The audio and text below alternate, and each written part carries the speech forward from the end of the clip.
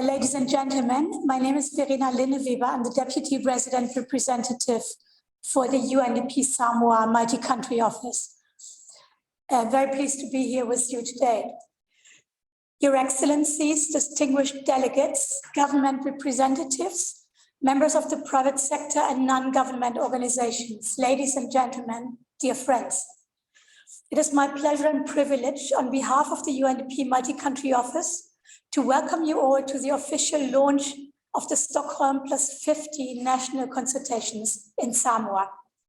It is an honor to welcome our distinguished speakers, the Honorable Minister of Natural Resources and Environment of Samoa, the Honorable Toeole Sulu Cedric Schuster, the UN Resident Coordinator, Dr. Simona Marinescu, the Director General of the Secretariat of the Pacific Regional Environment Program, Mr. Stefania Nawandra, and UNDP Resident Representative, Mr. Jan Sorensen.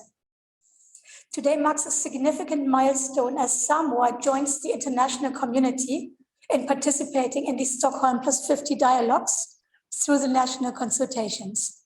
The Stockholm+50 national consultation is an opportunity for members of the community, businesses, organizations, development partners, and the government to discuss issues relevant to overcome the triple planetary crises of climate change, of nature and biodiversity loss, and of pollution and waste.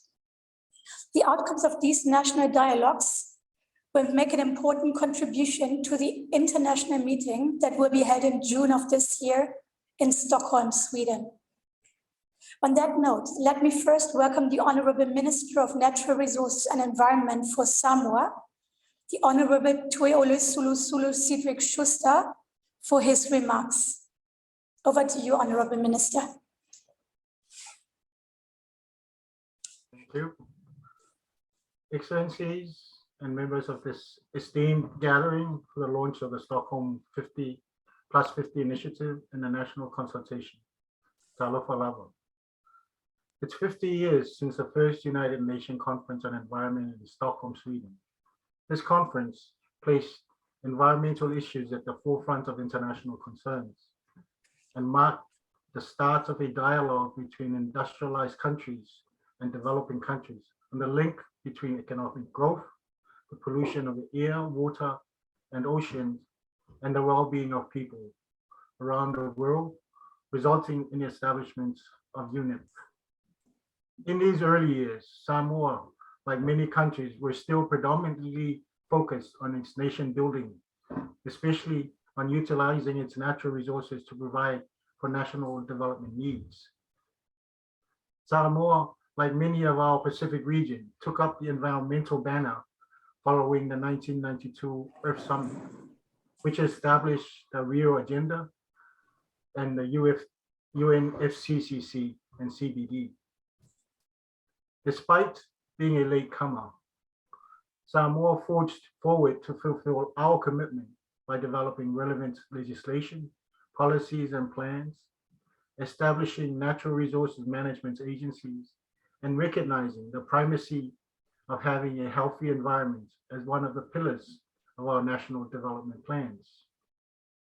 We also recognize the tremendous effort the global community has made in these 50 years to address the triple planetary crisis we are faced with, from the critical climate crisis to our severely impacted natural environment and the exponential growing problem of pollution. As the world convenes to commemorate the 50 years of the global environmental actions on June 2nd and 3rd, 2022, we must take stock on the progress we have made. The challenges we continue to face, including the new and emerging challenges such as the current COVID-19 pandemic we are facing, and a way forward.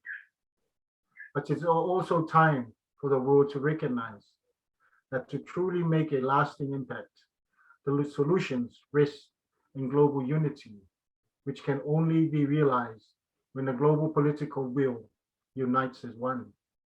When green alternatives are readily available and accessible in the marketplace for all people, and the resources are made available for the developing world, such as small island developing states, to implement the necessary actions. It is my hope that this commemorative event will truly accelerate the implementation of the UN Decade of Action by delivering on the Stockholm+50 initiatives, along with other MEAs, including the SDG, the 2030 Agenda, the Paris Agreement, the Post-20 Global Biodiversity Framework, and hopefully the Global Plastics Agreement, and the Samoa pathway for our present generations to enjoy, and leaving a future generations a better world. As countries take part in Stockholm+50 national consultations, I wish to reaffirm the support of our government and the resulting outcome through the leadership of our National SDG Task Force, chaired by the Ministry of Foreign Affairs and Trade, and the support of the Ministry of Natural Resources and Environment, the Samoa Bureau of Statistics, the Ministry of Women, Community and Social Development, the Ministry of Finance, the Ministry of Health, and the Ministry of Agriculture and Fisheries. I acknowledge the partnerships with UNDP in facilitating the national consultations through the National SDG Task Force. I acknowledge the contributions of UNIP in the realization of many of our key national environmental priorities over the years. Congratulations on this great milestone, and look forward to furthering our trusted partnership. It is my great pleasure to officially launch the Stockholm 50+ national consultations, which will take place from the 5th to the 11th of May, 2022. So for my Maria.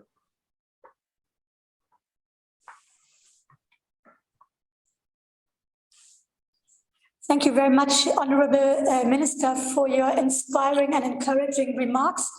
I particularly appreciate that you brought in the Samoa historical perspective and underlined the importance of a whole of government approach that the government is undertaking, and also bringing up the important issue of climate justice. Thank you so much for joining us this afternoon. I would now like to welcome the United Nations Resident Coordinator, Dr. Simona Marinescu, and invite her to make her remarks. Thank you, Dr. Marinescu. Thank you so very much, Deputy Resident Representative. Honorable Sulu Cedric Schuster, Minister of Environment of Samoa, and distinguished representatives of the government, and dear UN colleagues. Talofa lava and welcome to the launch of the national consultations on the Stockholm+50 agenda and its intended outcomes. I would like, on behalf of the United Nations Secretary General, to thank UNDP for leading the consultation process globally, regionally, and nationally, and to acknowledge the presence of other UN organizations who are members of the Environment Management Group. And for those of you who are not familiar with the EMG, the group includes the United Nations organizations, the international financial institutions, and the secretariats of various UN conventions, and is mandated to inter alia prepare inputs into the deliberations of the Stockholm+50 conference. The motto, "A healthy planet for the prosperity of all, our responsibility, our opportunity," articulates the vision for Stockholm+50. It is a message, as the Swedish Minister of Environment put it, on what we need to act upon to protect our planet and to achieve sustainable development for the well-being of this and future generations. Indeed, it is about intergenerational equity and fairness and justice that the Stockholm+50 conference draws on.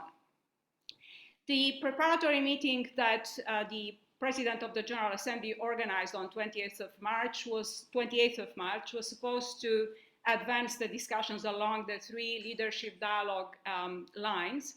The first leadership dialogue theme is reflecting on the urgent need for actions to achieve a healthy planet and prosperity of all, and draws primarily on aspirations and rights to ensure equal access to ecosystem services and to the prosperity that we all aim to achieve.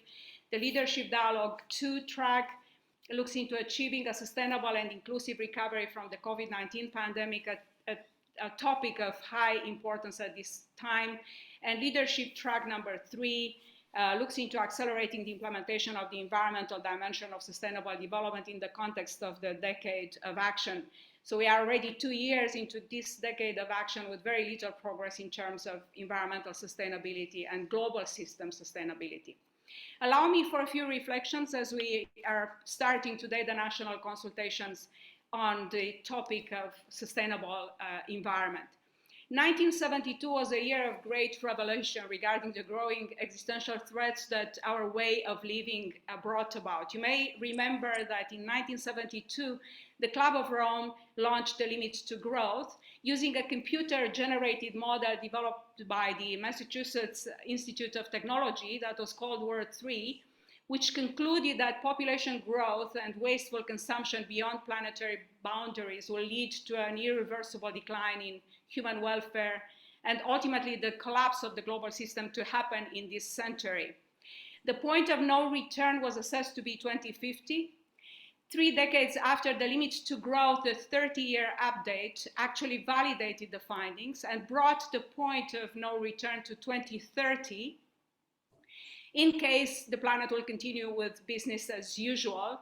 Due to lack of food and health services, the global system was expected to decline again, starting with 2030.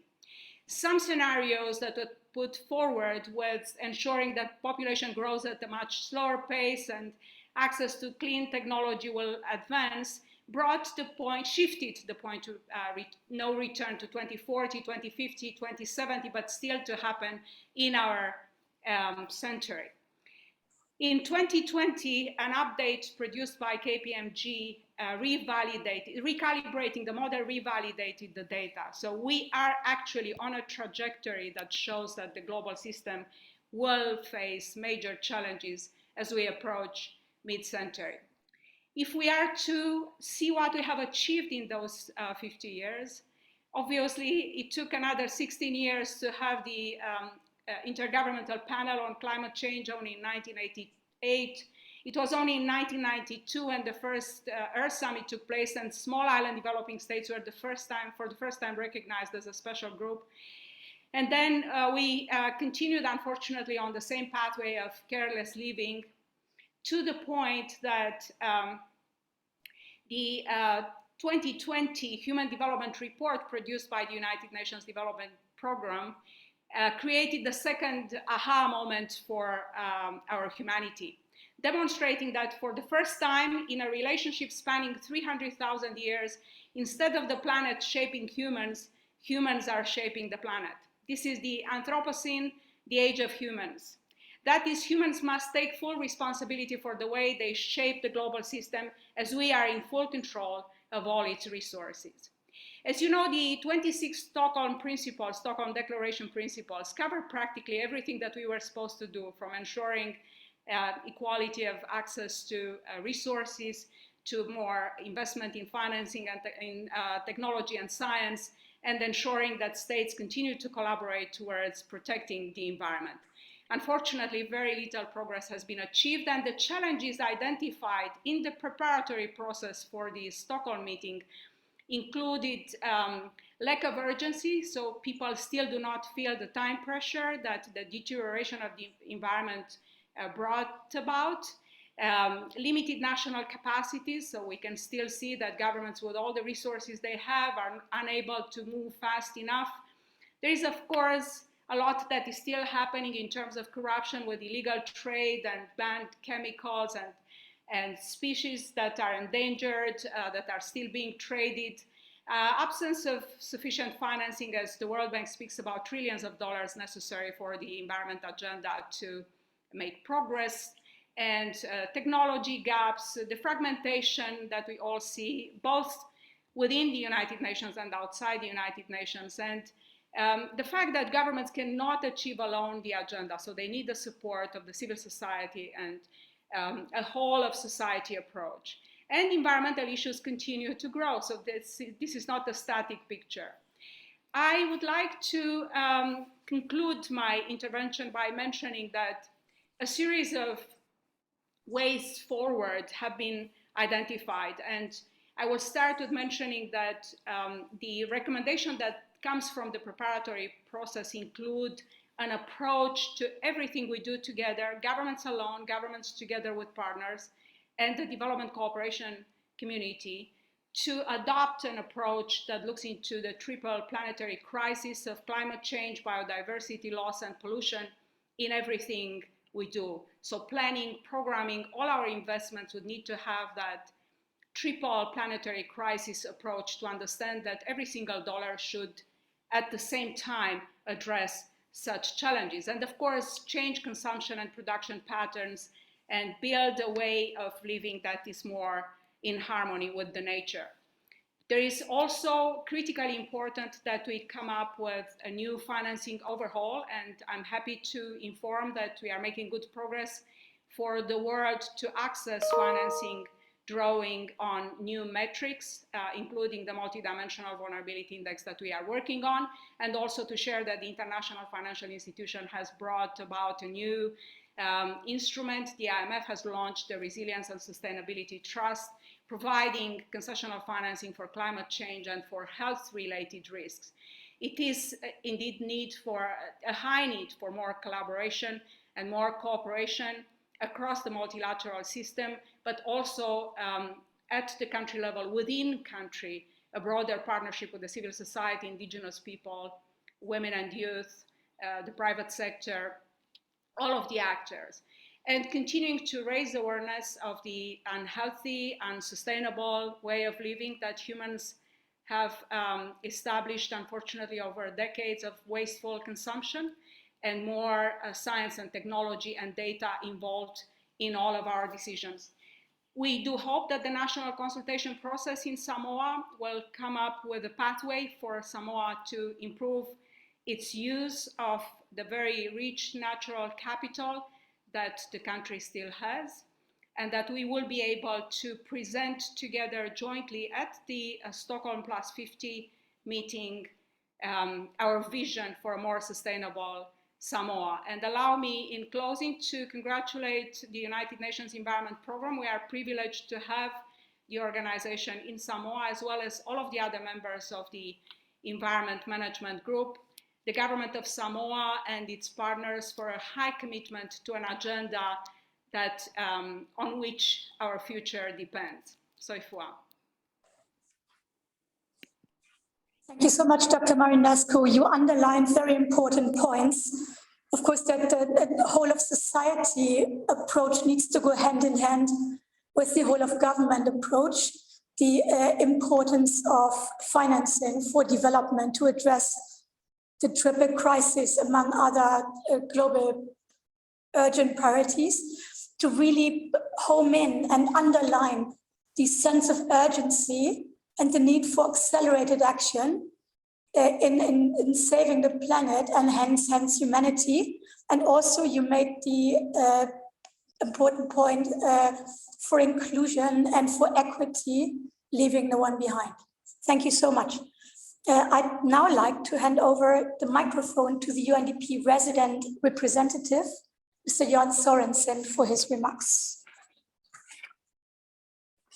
Thank you. Thank you very much.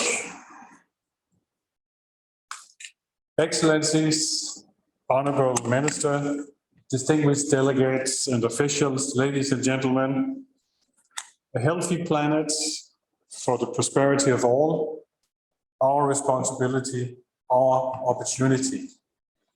This is the vision for Stockholm+50. It is a message that we need to act on now to protect our planet and to achieve sustainable development for the well-being of this and our next generation. In an already unequal world, Stockholm+50 is a chance to reshape national and global interactions, a chance to deliver equity, a chance to amplify a global movement for a more caring world, one that takes on the concerns of youth and vulnerable people, a world that creates relationships of trust, a world that turns commitments into action.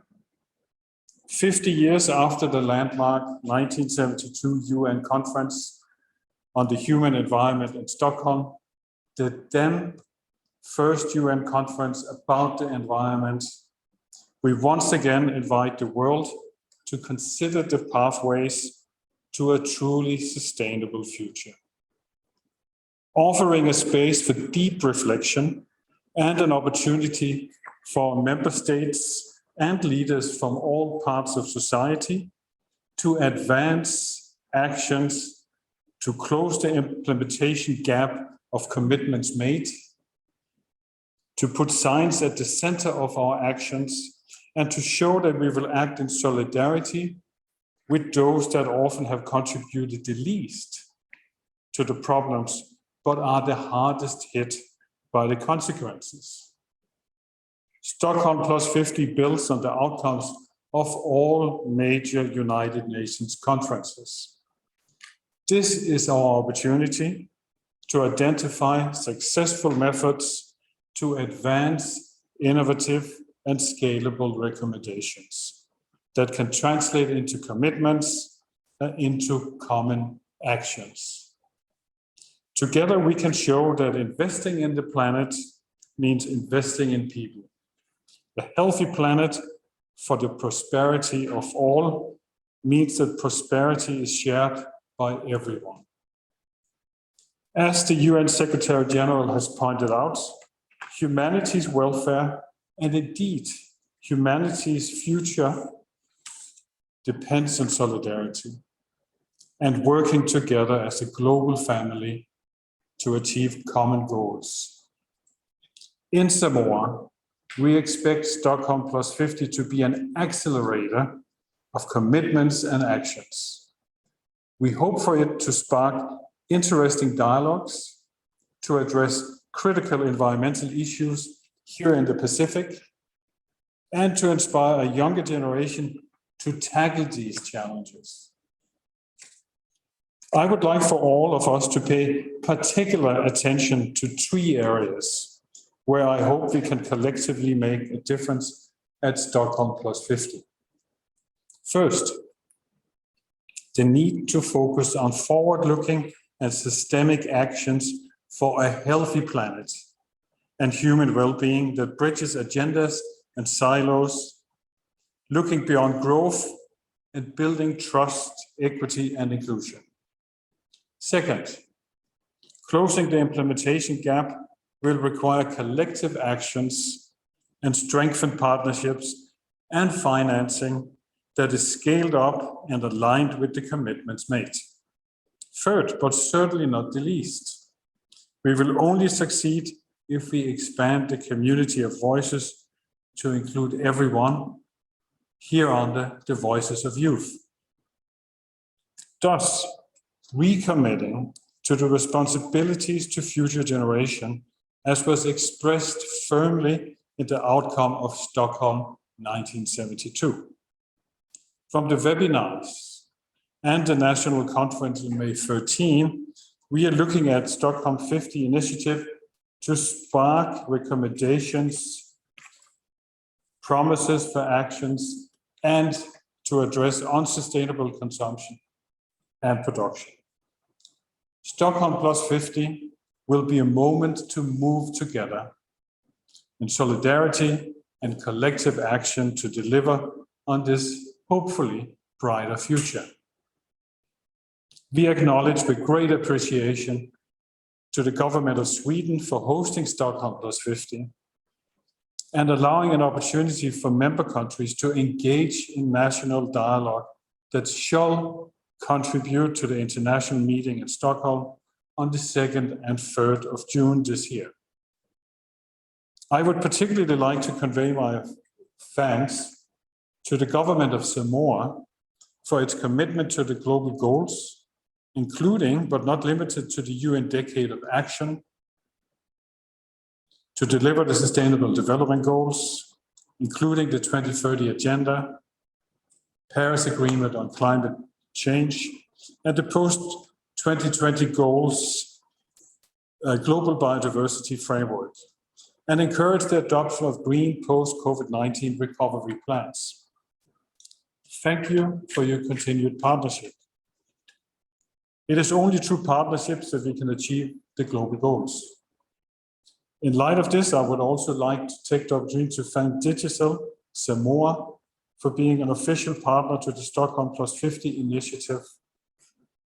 The partnership of Digital and their expertise in telecommunications will be valuable to the project in terms of disseminating the important messages and awareness raising overall. And as part of today's event, we are also officially launching the State of the Planet Global Survey, which Digital will help us disseminate. The survey is critical in getting the necessary information from as many people as possible on a range of issues that need urgent action. We would indeed be very pleased if you would allow some time to fill this in yourselves. Let me close by recalling the words of the late Prime Minister of Sweden, Olof Palme, at the 1972 UN Conference on the Human Environment. Our future is common. We must share it together. We must shape it together. It was true in 1972, and it's true today. Thank you. So everyone. Thank you.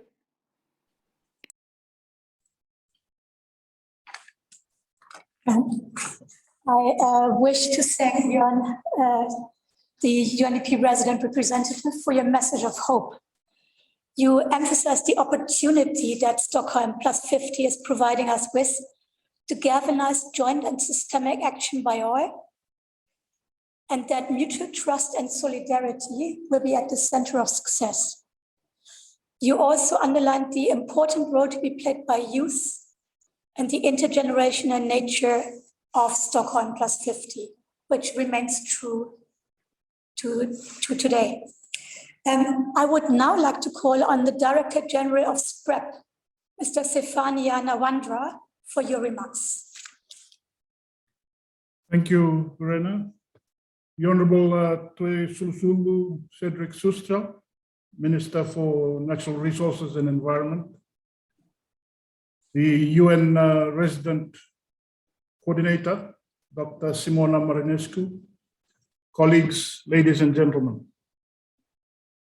In 1972, the world came together in Stockholm for the UN Conference on Human Environment, recognizing that there was a need for common principles to inspire and guide peoples of the world in the preservation and enhancement of the human environment.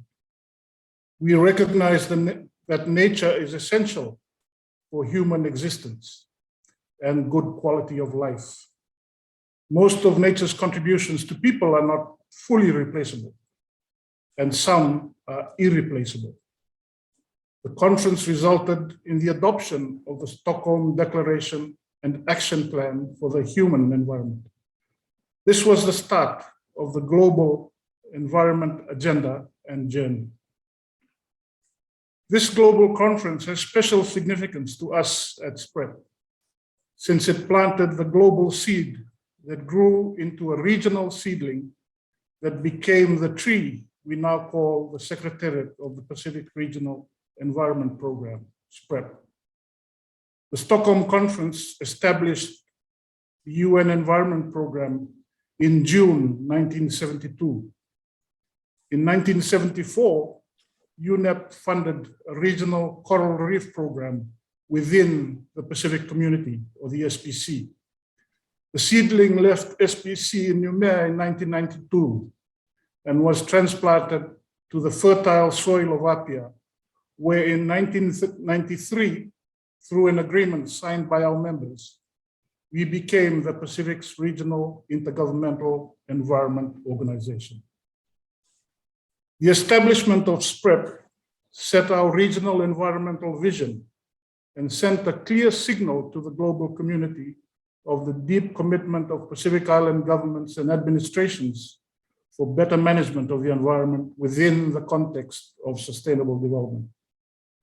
We at the Secretariat continue to work with our members and partners to realize this vision.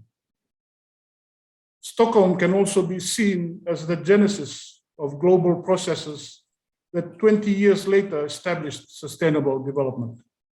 The Earth Summit in Rio in 1992, Rio+10 in 2002 in Johannesburg, and Rio+20 in Rio again in 2012. 2022 is also Rio+30. Stockholm also gave rise to the SIDS conferences and plans culminating in the Samoa pathway.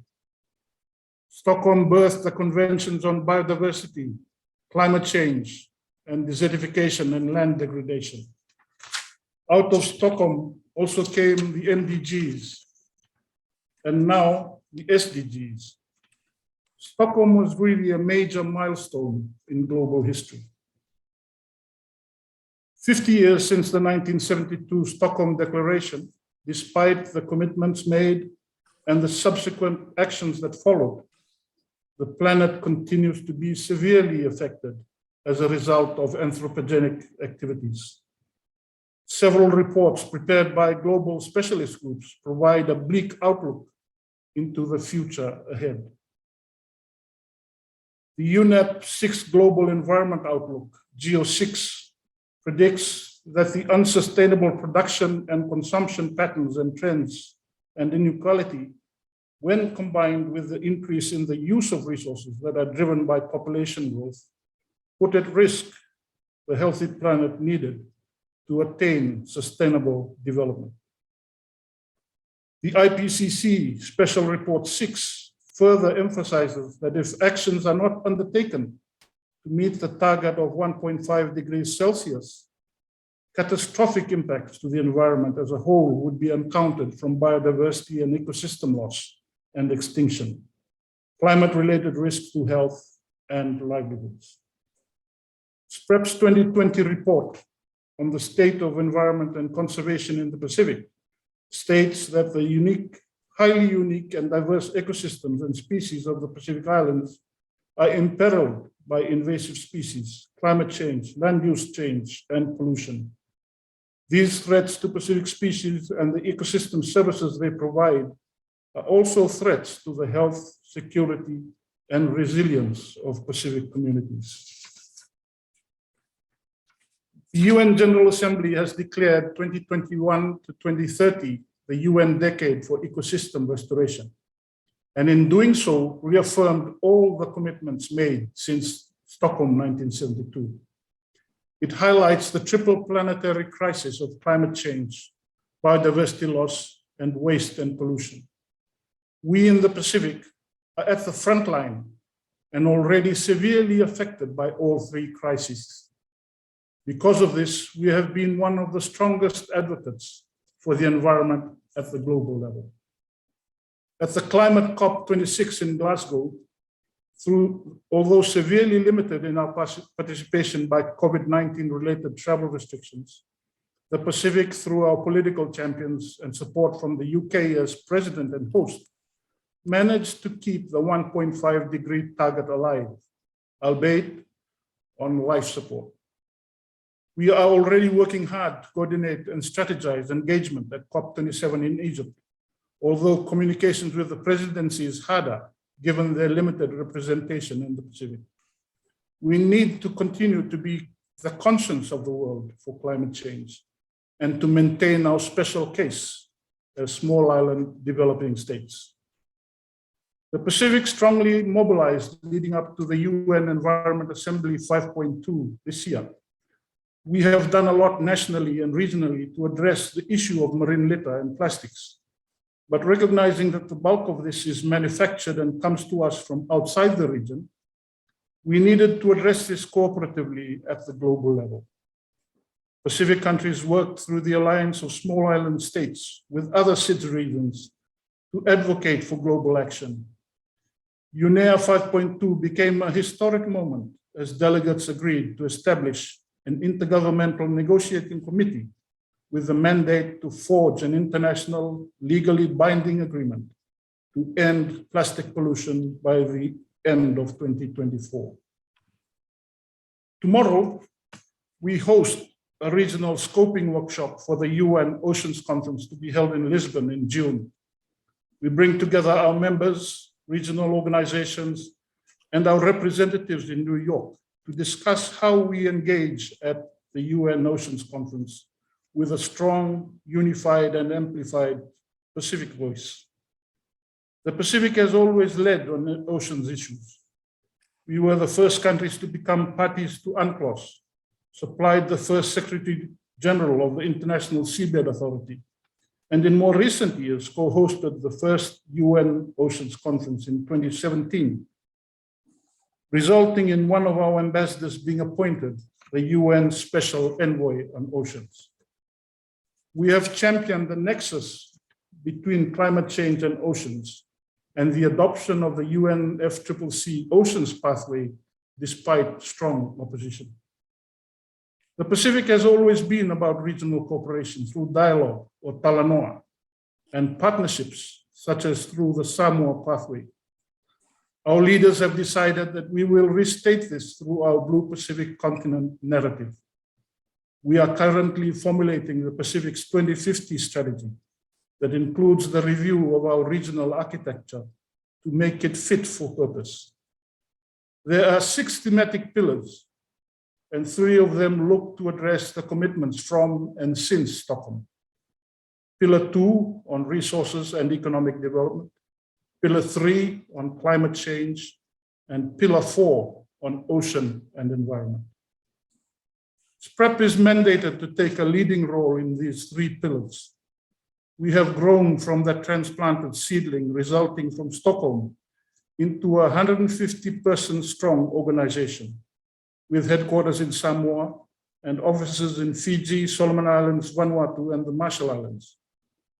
On our campus, we host the Pacific Climate Change Center, UNEP, WMO, JICA Waste Program, the University of Newcastle, the Secretariats for the Noumea and Waigani Conventions, the Regional Center for the Basel, Rotterdam, and Stockholm Conventions, the IMO's Regional Marine Environment Protection Program, the Secretariat of the Pacific Meteorological Council, and the Secretariats for the Pacific Nature Conservation Roundtable and the Cleaner Pacific Roundtable. It is fitting that we come together to commemorate Stockholm and to learn from the journey since 1972. But it is even more important that we now rededicate ourselves to the task. We at SPREP are committed to working with you all in realizing our global environment vision, first articulated at Stockholm 50 years ago, particularly for present and future generations of our Blue Pacific continent.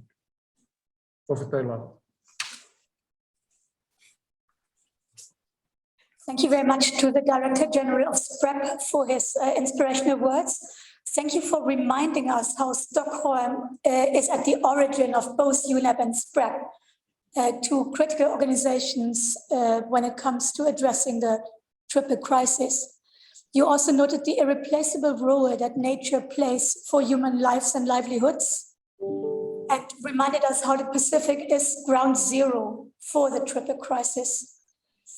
Finally, you noted the importance of these Pacific speaking with one strong voice on these truly vital issues at the global level, which they have been doing so well. As we have now come to the end of our program, I would like to again invite the UNEP resident representative, Mr. Jan Sorensen, for his closing remarks before I will say the final words.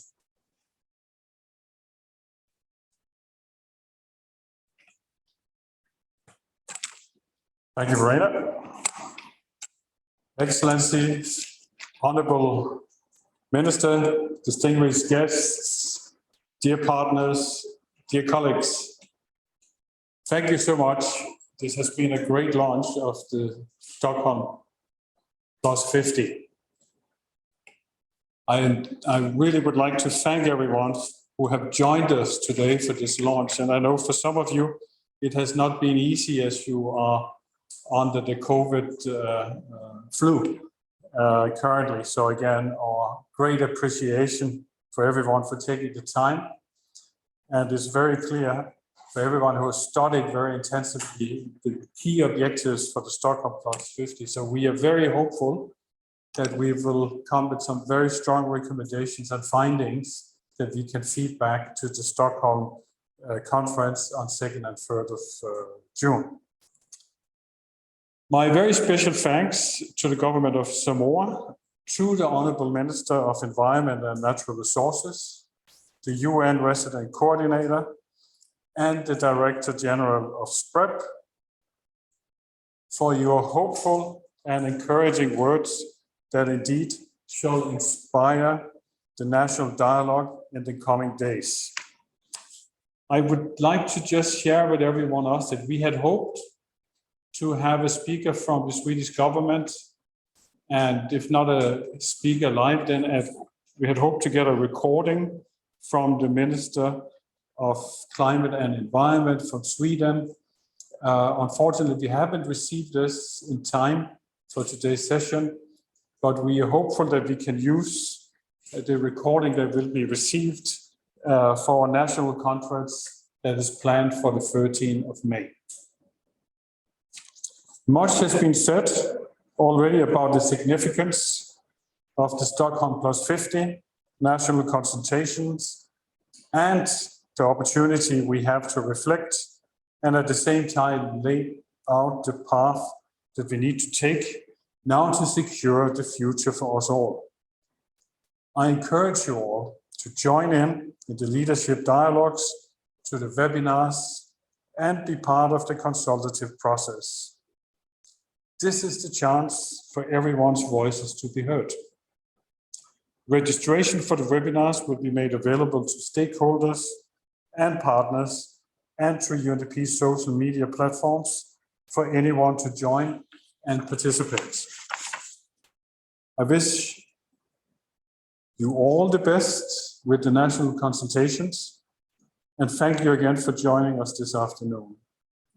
In closing, I want to thank my team for having put enormous effort into preparing for today and to prepare for the 3 key consultations that will happen in the coming days. I would like to also thank my deputy, Verena, for getting us so eloquently through today's session, and share with all of you that this concludes the official launch. And once again, thank you sincerely. So far.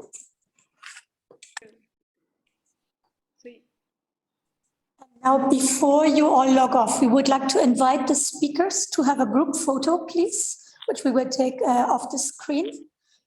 And before we do that, I would like to just say that this concludes our program for today. Thank you very much once again for joining us. We wish you all the best for the rest of the afternoon and evening. Thank you.